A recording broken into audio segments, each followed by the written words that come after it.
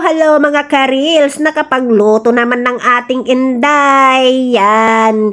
Dito sa Taiwan, hindi yan isa, dalawa, tatlo lang ang iluluto natin. 7, 8 yan. Hindi yan pwedeng tatlo lang ang ating iluluto. May tilapia, may ginisang kamatis, may gulay na hindi ko alam kung anong pangalan nitong gulay na ito.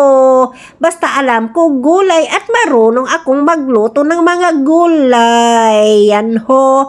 At hindi mawawala din ang sabaw na may karni, paanang baboy at gundol. O, tingnan nyo, gundol pwedeng isabaw, diba? Yummy, ang sarap. May sabaw yan. Yan ho.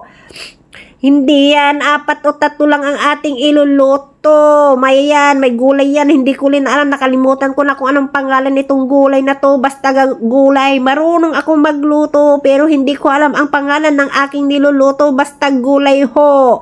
Yan, mapapasarap na talaga. Ano pang hinahanap po kung ganito karami ang iluluto mo? May ginisang baboy na may tangkay ng sibuyas nilagyan ng sili. Yan, mapapawaw ka talaga sa sarap. Ano pa nga hanapin mo kung ganito ka?